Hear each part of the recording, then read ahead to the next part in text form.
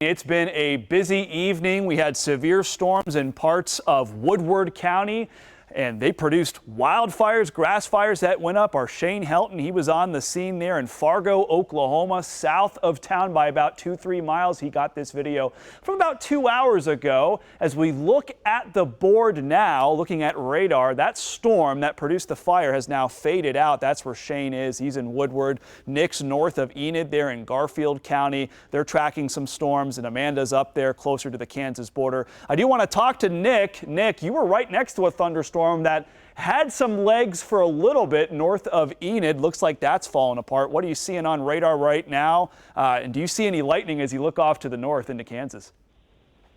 So as of right now, the storm, I'm sitting in Kremlin. I'm looking back off to the west to Hillsdale. It is, the storm's vaporized. I'm not seeing any lightning with that. Still probably a little too far away to see the lightning that's coming in from Kansas, but we are getting a little bit of raindrops from that storm dissipating, but that's about it from here in Kremlin right now. Back to you. Yeah, appreciate that, Nick. So you're watching a few of the storms now. You're setting up to head to the north. Let's go to Shane Helton. Shane, you're in Woodward right now. You were on the storm of the evening. Now things are starting to set up for you. What stuck out to you about that storm? Looks like it's fallen apart. Looking a little quieter there in Woodward County, Shane. Yeah, that storm started out producing hail larger than quarters, and of course it had that cloud to ground lightning strike, which caused a wildland fire just south of Fargo there. But now we're going to get fuel in Woodward, and we're going to head northwest,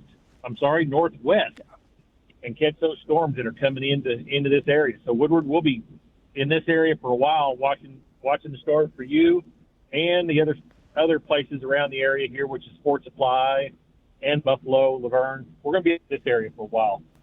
Back to you. Yeah, that's home base for you, so you're watching that closely. Here's radar again. We have Amanda up near the Kansas border where we now have a severe thunderstorm warning that's been issued for Harper County.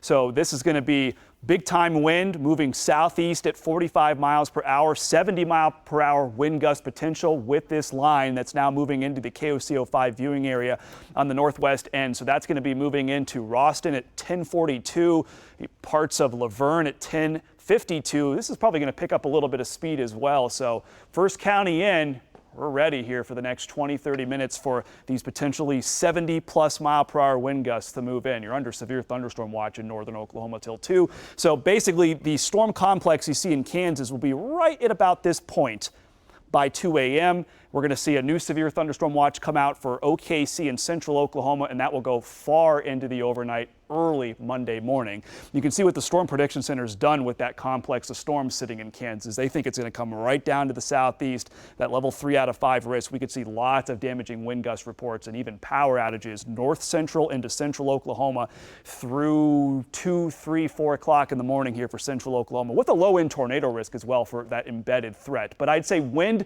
is the top concern.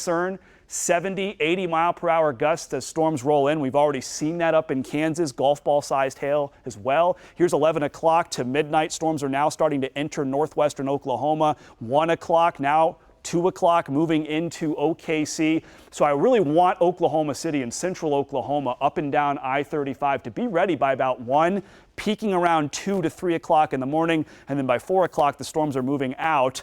And behind it is just a whole lot of rain out by the early afternoon. So we're kind of in a wait and see mode, but storms, they're going to be rolling in here soon. We're quiet here back in the metro. We're in the 80s.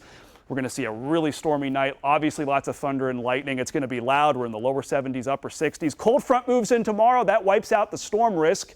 We'll be in the 80s. That's a big change. We set up a pretty unsettled pattern, by the way. Even after the morning storms, every single day after Monday still features a risk for storms and even a low-end severe threat. I added another alert panel to Tuesday for wind and hail.